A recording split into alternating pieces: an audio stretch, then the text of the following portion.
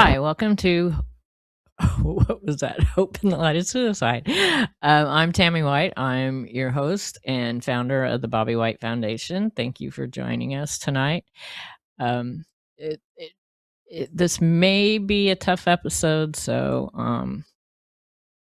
we'll get into that in a second here. First, we want to thank our producer, John, with Area 52 Media Group. If you guys want to do your own shows, please contact them. It'll be a great experience. Believe me, because it took him 10 months to talk me into it, and now it's okay. Also, our sponsors, DeLune Gaston with the mortgage firm, Anything Mortgages. Everything's really kind of crazy out there. I see a lot of houses for sale in our area, but I guess that's a good thing. But she's your gal. Any kind of questions, she'll walk you through. Especially like if you don't know what you're doing, or even if you do, she's really great to work with. And of course, Tammy White Galleries and Custom Framing, who also sponsors our upcoming Art for Hope in the fall. It'll be our ninth annual. So, Custom Framing, the only independent custom frame shop in West Pasco County. Yeah. So, also, let's get our stuff that we have to get in first out. Also, our support groups are coming up for this month. The Spring Hill support group is Wednesday, March 11th at the NAMI office in Spring Hill at 6:30, and the Newport Richie is the 19th, Thursday, at the Oasis Coffee Spot in their little bookstore. It's a really nice, cozy little place for us to have our meetings. These are meetings that are open to any suicide loss survivors. It's a peer-to-peer. They're peer-to-peer support groups, a safe place to share. And you can, if you want to come and you really don't feel like talking, guess what? You don't have to. We want you to feel comfortable. Our support groups are they're really great, safe places. And speaking of our support groups, I believe I had mentioned we're doing a workshop, understanding your suicide grief, and we just wrapped up the first one. We were having the meetings on Saturdays at the NAMI office, and most of the participants were from our Spring Hill regular group. It was a small group, and I think it went really very well. The feedback from the questionnaires that we handed out at the inn were very, very positive. The feedback that they gave us after each workshop was extremely positive, and I'm really happy about that. 'Cause this is a workshop that I've been wanting to do for a couple years, and it's actually the one I'm going to go get more training out at the Center for Loss and Life Transitions in October with Dr. Wolfelt. And as I've said, several times, a lot of our support group and these workshops are kind of focused around his ideology, the journey, and I really like it. But anyways, we were so happy that with a positive outcome from those workshops, and so we're gonna be doing it again. This one we pared it down to 6 weeks, and it worked in this group because I believe these people, they've met together for a while now, but the way he has the workshops laid out, it's a 12-week workshop, and we had kind of a smaller group. I think we had 7 people. We could have up to 10. So I think we're going to try a 12-week one. Ours was 6 weeks, 2 hours. I think we're going to try the 12-week, 90-minute ones, possibly here in Pasco County. I don't know when yet. So you're going to have to stay tuned because we're going to do it. I think it's going to be really good. So today's episode, we are talking about guilt. I picked up this book at the seminar a couple weeks ago, and it's part of my thing. I had mentioned, I think last week, that I'm really working hard on myself these next few weeks. We're coming up on the 10th anniversary of Bobby's death, and oftentimes with suicide, not always, and even it's even some other traumatic deaths, we feel guilt,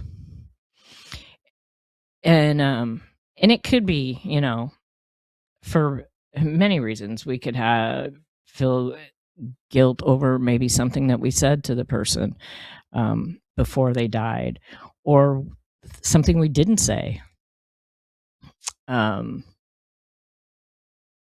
What did we miss? Especially with a death by suicide.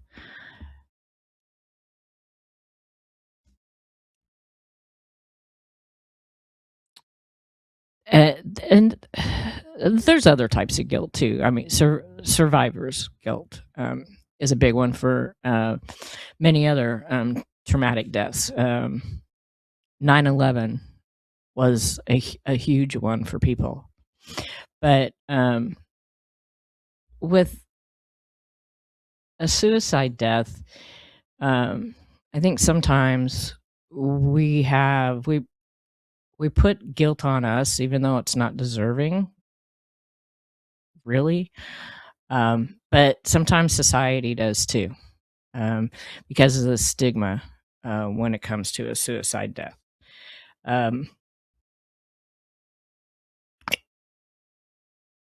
But really, like grief, guilt is just love with nowhere to go. But we need to work through this. It's part of the grieving and mourning process. And if we don't open up ourselves to it, no matter how painful it is, because could possibly be very painful, we're going to get stuck. So, with watching the show, if this, any of this triggers you and you need to take a step back, please do. You can come back. But for you, I'm going to ask and put it, in the comments, but be careful how, don't be graphic about anything. We need to take care of everybody in our space. This is a safe space for everybody. What kind of grief showed up for you? I'll share for me. I feel like I should have known. Why didn't I see the signs? In hindsight, yeah, kinda. Why did I leave that day? I mean,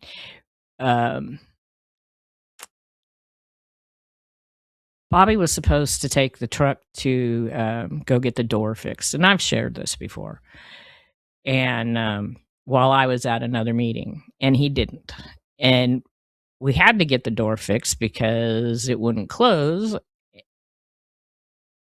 to drive it, and it was a Friday, and so it needed to be fixed that day because the weekend was coming and most shops weren't open. And I was upset with him when I came home that he hadn't done that.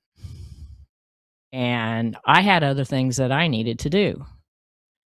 But I reconciled, that in my brain. that, just do what you got to do. And, you got time, you can go take the truck down and get it fixed. And, and in the meantime, while I had a picture to frame for a customer that was going to pick it up that afternoon. So I went and I framed the picture, and then I told him, I'm going to take the truck down and get it fixed, but I needed his help to secure me into the truck. And I had noticed that he had been drinking, and it was early in the morning. And I was upset. And I let him know that I was upset. And of course, as happens with situations like this, not just mine, he got upset with me because I was upset with him. And he stomped off, and I left to go get the truck fixed, and also to pick up, because I figured if I got to do this, then I'll stop by the camera store and I'll pick up the DVDs that I had made from our wedding. I had our wedding video, which was on VHS, transferred to DVDs, and it was a surprise for him.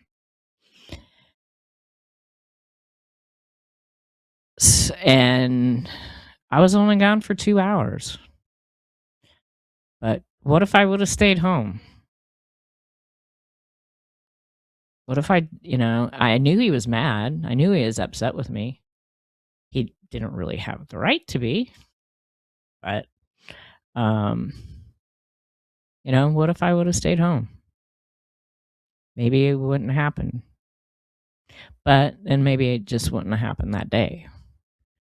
But that's something that it's not quite as bad as what it was in the beginning. This is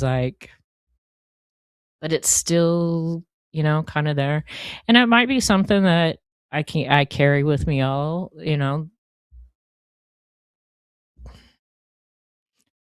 as part of the grief that is not ever going to go away. But I could soften it,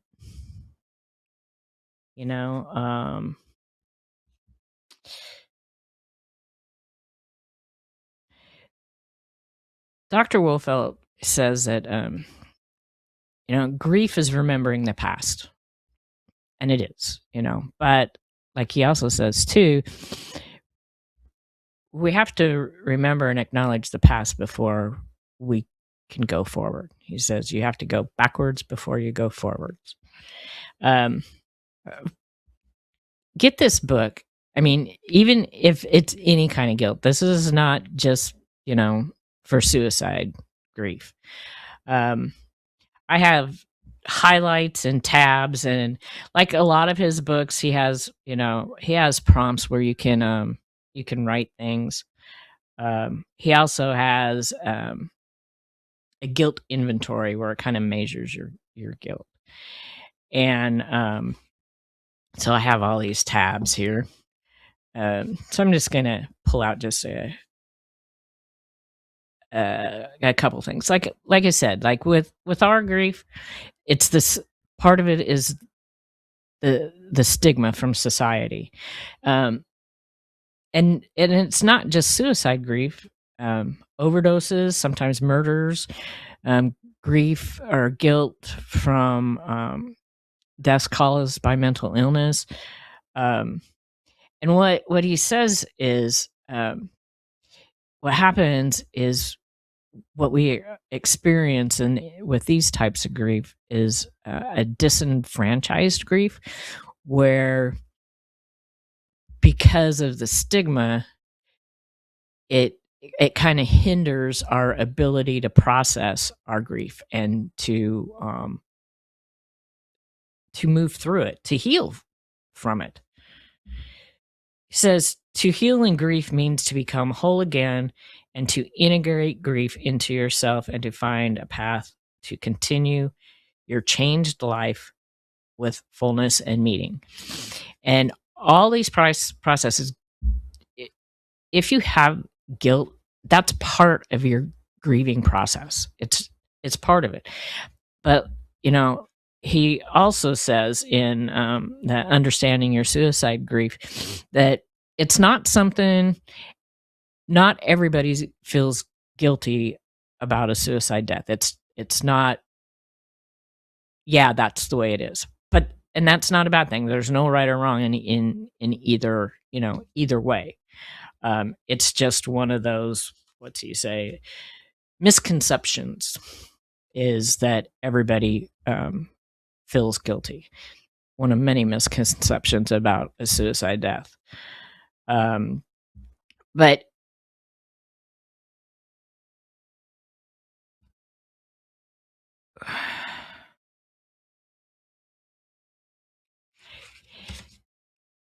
yeah.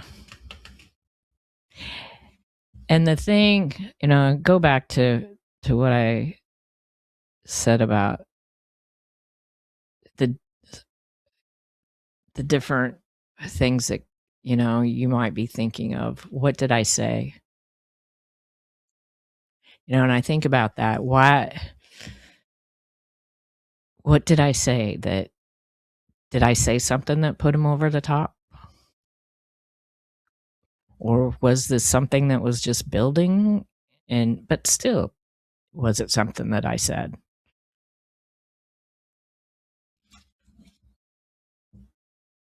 It's tough because just like with grief, if you can't process your guilt and if you keep it inside, you end up with, it affects you physically, emotionally. It's like if you can't grieve properly, and if you're keeping it a secret or you're hiding it, all that affects you in your body. And guilt does the same thing.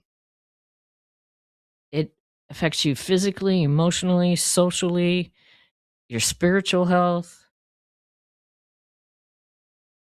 And, and that's what I'm doing. All, the emotions that we go through, they're meant to be worked through. You have to work through them. You can't keep them, in your body. I remember, many years ago when my first husband was killed, the trauma of that hit me. It hit me in many ways, but in one way, it hit me physically. I ended up, it was, I don't know, maybe a month later, maybe not even quite that long. I ended up with all these open sores all over my face. And I've never had anything like that. They were like probably around a nickel size. And it wasn't like they weren't bleeding or anything. It was just like the skin was just open. It was weird. But it was because of the trauma that I was going through, at that time. Um, I've mentioned I've seen people that have hidden their loved ones' suicide death and the toll that it has taken on their bodies. The same thing happens with guilt, and the same thing, like with what we're dealing with grief and mourning, with guilt. You need to share it. You need to get it out, and you need to find someone that you trust. Just like with your grieving and your mourning, you have to be with people that you trust, that aren't going to hold you back, that are going to listen to you. That might be where a support group comes in, or a grief therapist. In our support group is really great for that. We have, not everybody in our group has the guilt. There are a couple that do, but it's a safe. They share it, and it's a safe place to share it and to get it out, to release it and to be honest about it. Really, it's so important. Um, I had mentioned, one of my sister-in-laws, she felt guilt because she was going to stop by our house that day, and she didn't. You get on autopilot and you just go. But her therapist told her that, you know, if she would have stopped by that day, maybe, it would have stopped him that day. But maybe, or more than likely, it probably would have happened another day. Um, we don't have that control, even though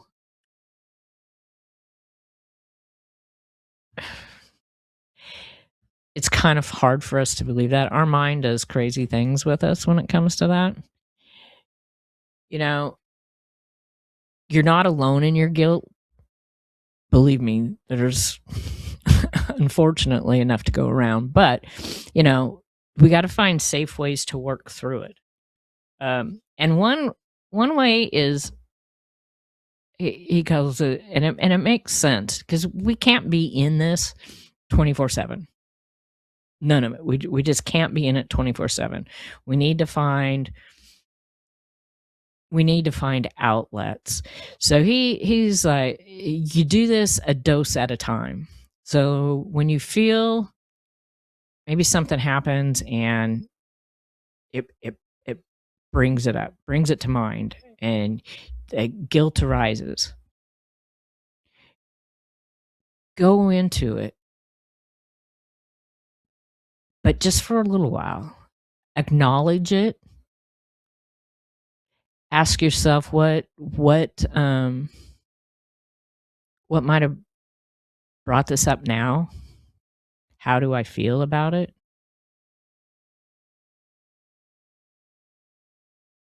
What can I do now to go forward, maybe to feel better? And then go take a walk. Me this morning, as I was preparing for the show, and I'm really bad at this. I'll wake up in the middle of the night, and then my brain starts going, and typically not in good places. And it's sometimes then I think, oh man, I don't know if I could do the show like this. And what I do is I find a meditation and I meditate. And then when I got up and got everything all ready, still had, plenty of time. Actually, I took time this morning because I had a meeting to go to prior to shooting this. I had a meeting after this that I'm not going to go to because I got a message yesterday that I have a client that wants to come by, and it's during that meeting time. So that actually gave me some space to just be. And I went out and I watered the new lavender that I planted and had my coffee, and just it really helped. So that's kind of what, like, taking it a dose at a time is. He has in here, and this, like I said, you write in these books. These books are not something that you just read once and you put down. You come back to these and you write more if you want to, or if you can, or you highlight more. I haven't filled this one out yet. My grief intention. So here's some things for befriending your guilt. Befriending grief requires being aware of what you are feeling and mindfully engaging in those feelings, a dose at a time. So the next time when it comes up, just like I said, this kind of reiterating a little bit, but a little bit more. Retreat to a safe space and sit. Just sit still.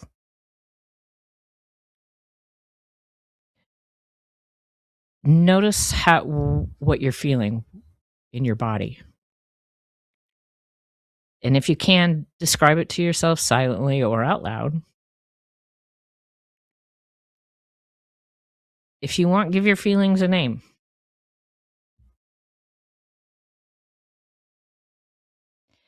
Then pivot to pondering the love that you continue to feel for that person. Then turn that love back on yourself. You might have a mantra. My grief is normal and necessary. I am learning to understand and embrace my grief. I'm a work in progress. Then open your eyes, stand, and stretch tall. After we had our workshops, I had our participants do that and give themselves some self-care. I have something I'm going to try and read. I don't know if I'll be able to get through it. We didn't show a lot of the other stuff, and that's okay because this is what we're going to be doing for the next few weeks. As we close tonight, I want to say this gently and clearly. If you are carrying guilt in your grief, you are not strange. You are not weak, and you are not alone. Guilt often shows up because love was real, because the relationship mattered, because we wish with everything in us the ending had been different. As I approach the 10-year anniversary of Bobby's death, I am learning that healing does not mean erasing the past. It means releasing myself from responsibility that was never mine to carry. I did the best I could with what I knew at the time, and so did you. If tonight stirred something in you, be gentle with yourself. Reach out for support if you need it. In the United States, you can call or text 988 for immediate help. Thank you for allowing me to share part of my journey with you. We face grief honestly, but still choose hope. When we give ourselves compassion, we are opening our hearts in a way that can transform our lives. Please put these numbers in your phone or memorize them. 911 is easy to, or 911, both 911 and 988 are easy to remember. Put this information in your phone because you never know when you might be the one, just the one, to give someone hope. Thank you.